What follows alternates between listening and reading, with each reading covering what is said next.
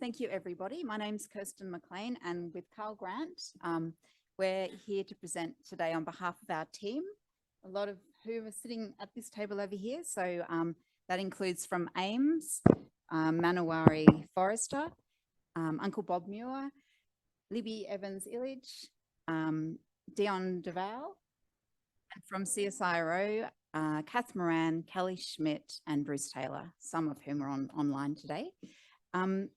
So we're thrilled to share with you some insights into how we are building partnerships for Indigenous-led decision-making for reef restoration and adaptation in the Great Barrier Reef. So as you might be able to tell, our project is part of RAP, Reef Restoration and Adaptation program. Before we begin, we'd just like to acknowledge the traditional owners and custodians of the Great Barrier Reef and catchments, obviously of the Greater Cairns region. We've heard a lot today, and I'd just like to acknowledge elders past, present and emerging.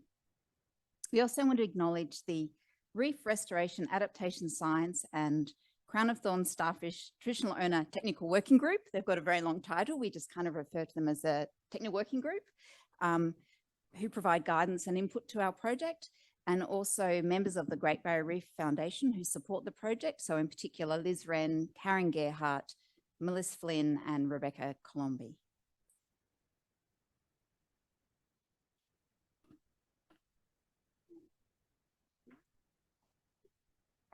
Great. So many of you will be familiar with the RAP program, where technology is being developed on land in laboratories and in marine environments via field trials, with a focus to support the resilience of the Great Barrier Reef. Of course, all these activities are conducted on land and sea country. And it's within this context that our project exists.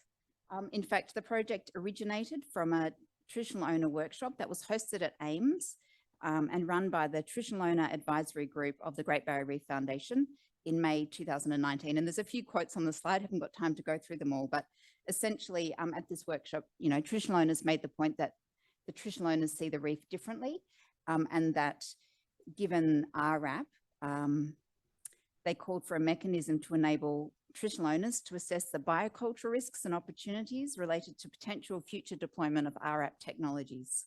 And in fact, that's actually the aim of our project. However, the project had a rocky start. So the CSIRO team was funded by RAP to use our social science skills and our intellectual property to develop the project in partnership with traditional owners of the Great Barrier Reef. And we understood that the technical working group were aware of this fact, but actually they weren't. So you can imagine what happened when the CSIRO team met with the technical working group for the very first time to seek guidance on about the project. So that there was quite a lot of confusion and upset, in particular in relation to the fact that the project originated from this traditional owner working group. Why was CSIRO funded to do the work? So the start of the project was plagued by misunderstanding, mismatched assumptions and uncertainty. So to overcome this, the technical working group in their wisdom suggested that the Ames Indigenous Partnerships Team and the CSIRO team should work together to co-design the project. So this was a fantastic and hoped for outcome.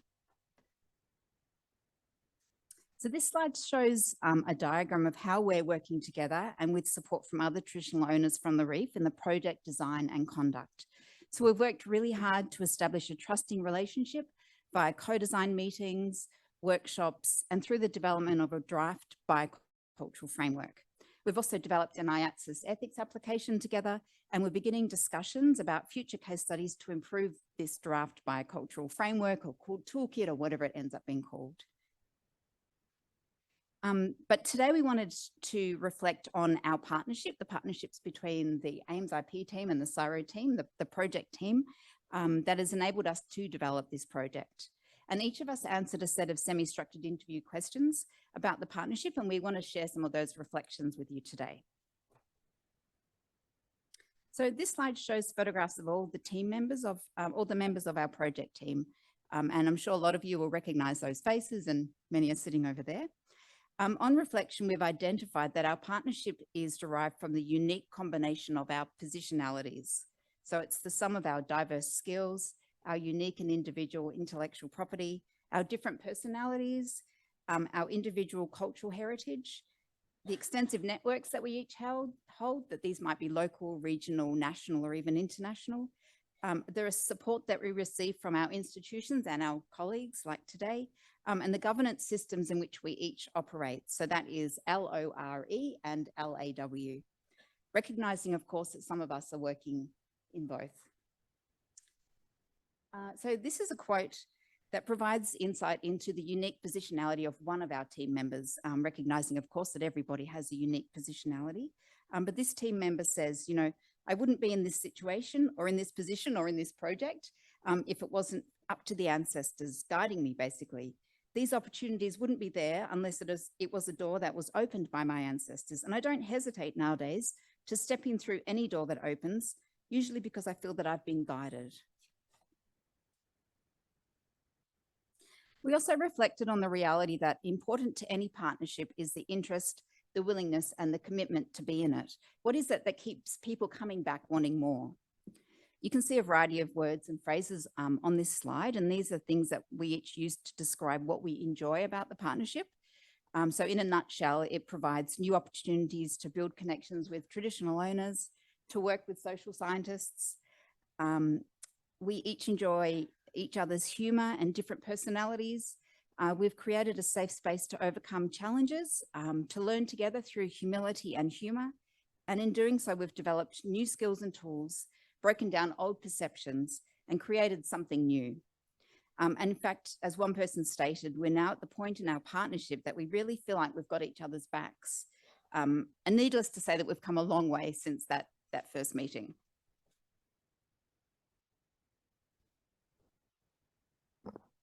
As you all know, but partnerships can be a challenge. So how do we overcome these challenges?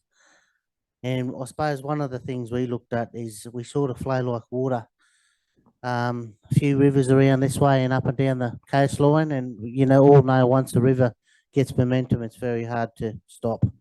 So one member of our team described our partnership as flowing like water to find solutions and challenges.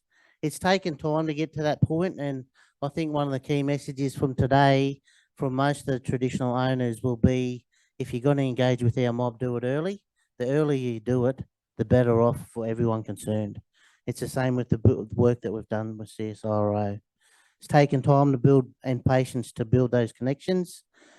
Clarity of roles. Once everyone understood their role, then we sort of just, boom, we just kicked off and done it. So you need that sort of thing. The next one is around, how do we care? How do we keep the partnership going? It's around being positive, trying to craft a we can do that approach. So when we have our meetings, okay, what have we got to do this week? I feel sorry for Kirsten sometimes because she's trying to herd us black fellas. It's like herding cats, I tell you.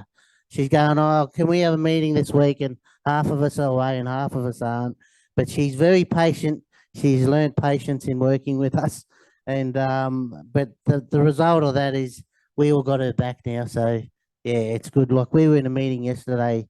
I know, working on a Sunday, who does that, eh? But we all came up to Cairns because we all wanted to just catch up. And to me, that just shows the value of our partnership when everyone's coming from all around the place to catch up a day earlier than a meeting that we should be going to.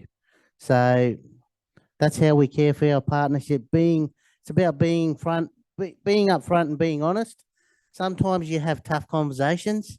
And as Jason said when he spoke, it's around having them tough conversations. In the early days of this partnership, the traditional owners were going, hey, that's not your idea. That's the idea that's been around for a long time. So it was around getting that on the table and saying, okay, well, let's move on from that. And most of the time when you work with our mob, you've got to have those tough conversations because we haven't been engaged with. So you're going to have elders out there that they might have something they want to get off their chest for 15 to 20 years. And guess what? That meeting ain't going nowhere until they get it off their chest. How we going? 30 seconds. Woo, baby. Okay. Just quickly. There's challenges in developing partnerships, but what we're up here today to say is you can do it too. If we can do it, you can do it. Thank you.